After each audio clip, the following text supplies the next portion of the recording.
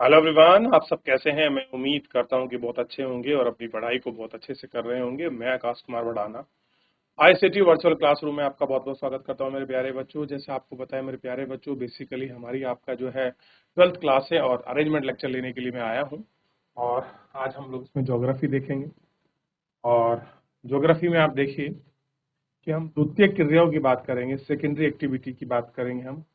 जैसे मैं आपको पहले बता चुका हूं कि हम लोग जो है, जो हमारे जितने भी टोटल एक्टिविटी है, क्रियाकलाप है, हम उनको फर्स्ट, सेकंड, थर्ड और फोर्थ में बांटते हैं। वैसे प्राइमरी तीन ही थे आपका, प्राइमरी, सेकेंडरी और आपका टर्सरी। लेकिन रिसर्च, एनालिसिस, सलाह, इनको हम फोर्थ में भी आपका एंट्री करते हैं, घेरते हैं। ऐसे में क्या है, अगर आप देखोगे तो चीजें आपको बड़ी स्पष्ट होंगी कि इसके अंतर्गत अगर आप देखते हो प्राथमिक में, तो प्राथमिक में हो गया वो आपका कृषि यानी कि एग्रीकल्चर, खनन, फिशरी और माइनिंग। सेकंड में आपका जो भी एक्टिविटी है वो आपका बेसिकली बी निर्माण से संबंधित होगी, कंस्ट्रक्शन, जो आपका बी निर्माण। तृतीय एवं चतुर्थ सभी कार्य के समान क्षेत्र में प्रगति है, उपयोग अध्ययन है। ये संसाधन मनुष्य की जीवित रहने के लिए आवश्यक है।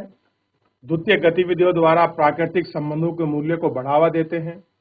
प्रकृति में पाए जाने वाले कच्चे माल का रूप बदलकर उन्हें मूल्यवान बना देते हैं।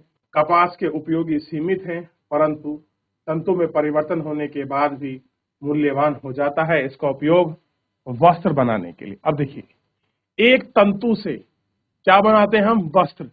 ये क्या है? यही विनिर्माण की प्रोसेस है। खदानों से प्राप्त लोहा अयस्क फिर से उपयोग नहीं कर पाते, परंतु अयस्क का इस्तेमाल करने से चीजों को बनाते हैं, इस्तेमाल करते हैं। मशीन, औजार, खेतों में खदान, समुद्र से प्राप्त पदार्थ, इन सबको हम लोग यूज कर सेकेंडरी एक्टिविटी में आपका लेके आते हैं, जिसमें हम विनिर्माण, प्रसंस्करण, निर्माण, अवसंरचना, उद्योग से संबंधित ये सारी चीजें हैं। तो बेसिकली हम क्या है इसमें, जो आपका अवसंरचना है, निर्माण है, फूड प्रोसेसिंग है, ये सारी सब कुछ क्या स्थिति है, ये सब कुछ आपका सेकेंडरी एक्टिविटी का ही भाग है। यही आपका बी निर्माण सेक्टर का ही पार्ट है। इतना क्लियर हुआ? देखिए, चलिए देख लिया, आगे बढ़े और चीजों को स्पष्ट करके देखें। आगे बढ़ते हैं और चीजों को देखते हैं। बी निर्माण। बी निर्माण से आशा किसी भी वस्तु का उत्पादन है। हस्तशिल्प कार्य से लेकर लोहे के उत्पादन का गणना, प्लास्टिक के खिलौने बनाना, कंप्यूटर के अति सूक्ष्म घटकों को जोड़ना, जो आप छोटे छोटे पार्ट्स होते हैं उनको जोड़ना, अंतरिक्ष यान का निर्माण करना, ये सभी प्रकार के उत्पादन को निर्माण के अंतर्गत माना जाता है। तो आप सबसे पहले विनिर्माण को देखिए, किसको आपका विनिर्माण के अंतर्गत रखा जाता है।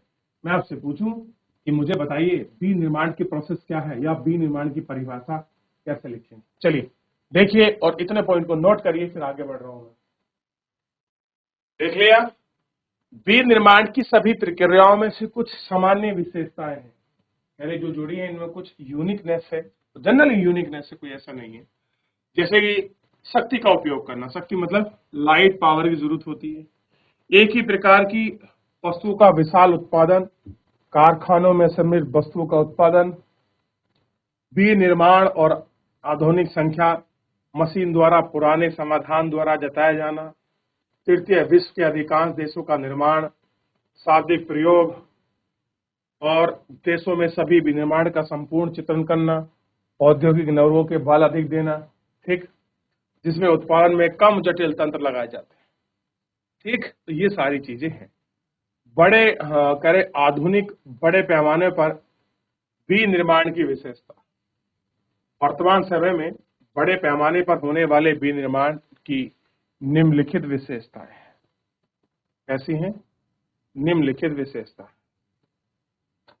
कौशल का विशिष्टीकरण उत्पादन की विधि। क्या है? कौशल का विशिष्ट निर्माण और उत्पादन की विधि। शिल्प तरीकों के कार्यकलाप में थोड़ा सा सामान उत्पादित किया जाता है, आदेशानुसार बनाया जाता है और इनकी लागत अधिक आती है, जबकि उत्पादन में बड़े संबंध होते हैं, बड़े पैमाने पर सामान हैं जिनके कारीगर में निरंतर एक ही प्रकार का कार्य करते। यंत्रीकरण, आपने देखा होगा बहुत सारे बड़े बड़े यंत्र बनाए जाते हैं, यंत्र का मतलब यहाँ आपका बेसिकली मशीन से है। यंत्र का तात्पर्य किसी कार्य को पूर्ण करने के लिए मशीनों का प्रयोग किया जाए। तो मैंने क्या बताया था, यंत्रीकरण इज इक्वल टू मशीन।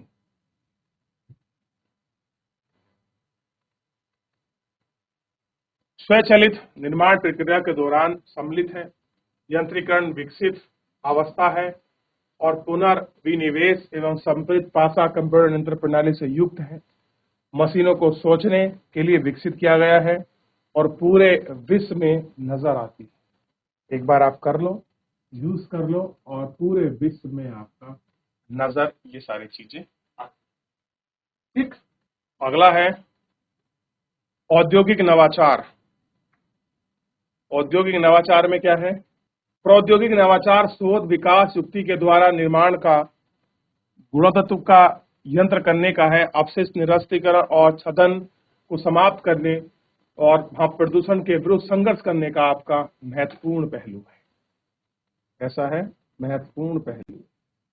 संगठनात्मक ढांचा एवं स्तरीकरण आधुनिक निर्माण का विशेषताएं हैं। आधुनिक निर्माण कैसी है आपकी विशेषताएं, अत्यधिक विशिष्टीकरण, श्रम का विभाजन, कम प्रयास, अल्प लागत, अधिक पूंजी, बड़े पैमाने, ये सारी चीजें इसके अंतर्गत होती है। ये सारी चीजें क्या है इसमें आपका पाई जाती और हमको देखने के लिए भी। तो एक बार इस पूरी स्थिति को थोड़ा सा देखिए, पढ़िए और समझने का प्रयास करिए कि कैसे आधुनिकीकरण ढांचे में ये सारी चीजें बढ़कर आपका मैकेनिक में नई नई टेक्नोलॉजी के साथ इनका प्रसार। देख लिया आपने, आगे बढ़ जाएं। अनियमित भौतिक वितरण, भौगोलिक वितरण। अनियमित भौगोलिक वितरण आधुनिक निर्माण के मुख्य संकेंद्रण में कुछ स्थानों में सीमित है। विश्व के कुल स्थलीय भाग के 10% से भी कम भूभाग पर इनका विस्तार है। देश के आर्थिक और राजनीतिक शक्ति के केंद्र बन गए हैं। अगर आप देखोगे भौगोलिक वितरण में तो मेन ये भले ही 10% पर है भूभाग पर, लेकिन इनका आर्थिक और पॉलिटिकल जो आपका कब्जा है वो आपके सेंट्रल में है। कुल क्षेत्र को अनाच्छादित करने की दृष्टि से भी निर्माण स्थल प्रक्रियाओं और अत्यधिक गहनता के कारण बहुत कम स्पष्ट है। कृषि की अपेक्षा बहुत छोटे क्षेत्रों में संकेंद्रण है। उदाहरण के तौर पर अमेरिका में मक्का की पेटी में 2.5 किलोमीटर क्षेत्र में साधारणतः बड़े 4 फार्म होते हैं। 10 से 20 श्रमिक कार्य करते हैं। 15 से 100 श्रमिकों को भरण पोषण होता है, परंतु इतने बड़े क्षेत्र में बृहद समकालिक कारखाने आपका विशिष्ट प्रवृत्ति के होते हैं और आपका हजारों श्रमिकों को रोजगार दिया जाता है। बड़े पैमाने पर लगाए जाने वाले उद्योग और स्थिति में चुनौती। उद्योग अपनी लागत घटाकर लाभ को बढ़ाते हैं, इसलिए उद्योगों की स्थापना उन स्थान पर की जानी चाहिए जहां पर उत्पादन लागत कम हो। उद्योग की स्थिति को प्रभावित करने वाले कुछ निम्न कारक हैं। कैसे हैं उद्योग की स्थिति को प्रभावित करने वाले आपका निम्न कारक। चलिए, बाजार की अभिगम्यता, यानी कि जो चीज का आप उत्पादन कर रहे हैं उसकी बाजार तक पहुंच क्या कहलाती है, बाजार अभिगम्यता। उद्योगों की स्थापना में सबसे महत्वपूर्ण कारक उनके द्वारा उत्पादित माल को बाजार का उपलब्ध होना है, कि जिन चीजों का हम प्रोडक्शन कर रहे हैं एटलीस्ट उनको बाजार तक तो पहुंचाए, बाजार की मार्केट तक तो आपका सुनिश्चित हो। ठीक, बाजार से तात्पर्य उन क्षेत्रों में तैयार वस्तुओं की मांग और आपका निवासियों को खरीदने की क्षमता से है, कि बेसिकली उनकी खरीदने की आपका क्षमता कितनी है। दूरस्थ क्षेत्रों में जहां कम जनसंख्या निवास करती है, बाजार युक्त आपका छोटे होते हैं और यूरोप, उत्तरी अमेरिका, जापान, ऑस्ट्रेलिया के वृहद शिवालिक आपके बाजारों में, क्योंकि इन प्रदेशों में लोगों की क्रय शक्ति अधिक होती है। कैसी होती है, लोगों की क्रय शक्ति अधिक होती है। दक्षिणी एवं दक्षिणी पूर्व एशिया में घने बसे प्रकार के बाजार उपलब्ध कराते हैं। कुछ लोग उद्योगों के व्यापार होते हैं जैसे वायुयान, जहाज, सत्र निर्माण, ये सारी चीजें भी वहां लोग अलग अलग क्षेत्रों में अलग अलग रूप से करते हैं। उनको देख सकते हैं। कच्चे माल की प्राप्ति तक अभिगम्यता। जो कच्चा माल है उसकी प्राप्ति तक पहुंच है, जिस तरह से बाजार की अभिगम्यता, यानी कि जिन चीजों को आपने बनाया है, जिन चीजों का आपने प्रोडक्शन किया है, उन तक लोगों की पहुंच सुनिश्चित कराई जा सके। ठीक। और उसी के साथ अब आप रॉ मटेरियल लेने के लिए भी आपके पास वो पहुंच उपलब्ध हो। आपने फैक्ट्री खोल ली, चीज स्टैब्लिश कर ली, रॉ मटेरियल आप बन नहीं रहा, तो आप प्रोडक्शन क्या करोगे? तो प्राइम ये भी है कि जिस तरह बाजार की उपलब्धता होनी चाहिए, उसी तरह जिम्मेदारी है कि एक व्यापारी को आपका रॉ मटेरियल, कच्चा माल उसके सस्ते दाम पर उसको मिले। जैसे कोई आपका चीनी मिल है तो उसको गन्ना मिलना चाहिए। क्लियर है? अगर आपका कोई आपकी स्टील फैक्ट्री है तो उसको आपका मिश्रित टीन मिलनी चाहिए रॉ मटेरियल के रूप में। ये सारी चीजें हैं।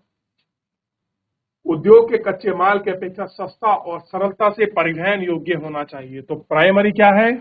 जो रॉ मटेरियल है कच्चा, एक तो सस्ता हो और सरलता से परिवहन से पहुंच जाए।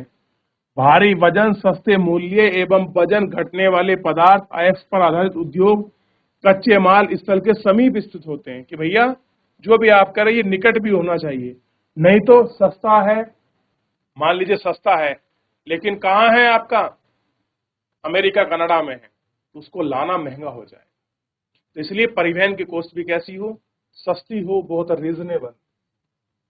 कच्चे माल के स्रोत के समीप उद्योगों के लिए पदार्थ में शीघ्र शीलानाशक अनिवार्य है। कृषि प्रसंस्करण, डेयरी उद्योग, कृषि उत्पाद, अन्य क्षेत्र, दुग्ध उत्पत्ति और संति पर ये सारी चीजें की जाती है।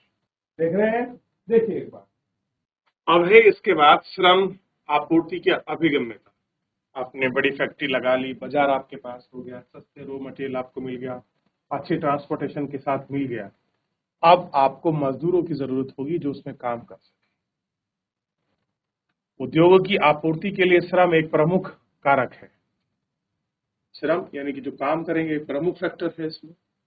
यांत्रिकरण, स्वचालन, औद्योगिक प्रक्रिया के लचीलेपन में श्रमिकों पर निर्भर करने का कम है। फिर भी कुछ प्रकार के उद्योग में अब कुशल आपका श्रमिकों की आवश्यकता होती है। कैसी होती है? कुशल श्रमिकों की आवश्यकता होती है। शक्ति के संसाधनों तक अभिगम्यता, यानी कि बिजली तक उनकी पहुंच बने। वे उद्योग जिनमें अत्यधिक शक्ति की आवश्यकता होती है, वे ऊर्जा के स्रोत के समीप लाए जाते हैं। जैसे एल्युमिनियम उद्योग प्राचीन समय में कोयला शक्ति के साधन पर थे, आजकल जल विद्युत, खनिज तेल, कई लोग इसमें महत्वपूर्ण साधन है। और शक्ति के लिए देखिए, एक तो लाइट है हमारे पास, हम बिजली जो हम लोग यूज करते हैं। एक लोग है कि कहीं पर अपना जो है प्लांट लगा लेते हैं, ठीक उस तरीके से। कुछ लोग आपका डीजल और पेट्रोल के माध्यम से आपका बिजली बनाते हैं, कुछ हाइड्रो प्रोडक्ट के माध्यम से। तो कुल मिलाकर हमको शक्ति के संसाधनों पर अभिगम्यता पर पहुंच को सुनिश्चित कराना बहुत जरूरी, आपका जरूरी। चलिए अगला है इसमें परिवहन एवं संचार सुविधा तक अभिगम्यता।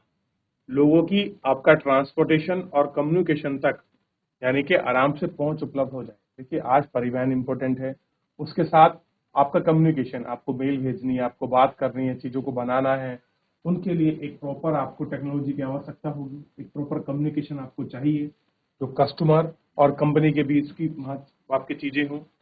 तो कच्चे माल को कारखाने तक लाने के लिए परिष्कृत सामग्री को बाजार में पहुंचाने से पहले तीव्र एवं सक्षम परिवर्तन सुविधा औद्योगिक विकास के लिए अत्यंत आवश्यक है। परिवहन लागत किसी औद्योगिक इकाई की अवस्थिति को निश्चित करने के महत्वपूर्ण घटक है। पश्चिमी यूरोप एवं उत्तरी अमेरिका के पूर्वी भागों में अत्यधिक परिवहन तंत्र विकसित होने के कारण सदैव इन उद्योगों का संकेंद्रण हुआ है। आधुनिक उद्योग परिष्कृत ढंग से परिवहन तंत्र जुड़े हैं। क्या जुड़े हैं? परिष्कृत जो आपके परिवहन तंत्र हैं वो आपस में उनका जुड़ा हुआ है, ठीक। और परिवहन की सुविधाएं सुधार, समकालिक आर्थिक सुधार और विनिर्माण प्रादेशिक विविधता को बढ़ाता है। उद्योग हेतु सूचना का आदान प्रदान, प्रबंधन का संचार और महत्वपूर्ण आवश्यक है। सरकारी नीति,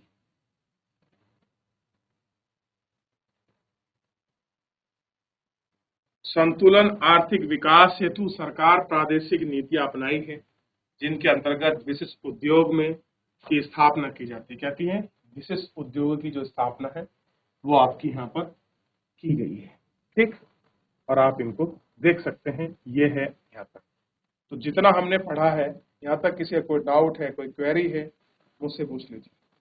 देख लिया? थोड़ा एक बार पीछे देख लीजिए। बाजार की, मशीन की, यांत्रिकरण जो चीजें हैं उनको हम लोग आपका देख रहे हैं अच्छे से, आप इनको देखिए। इतना देख लिया?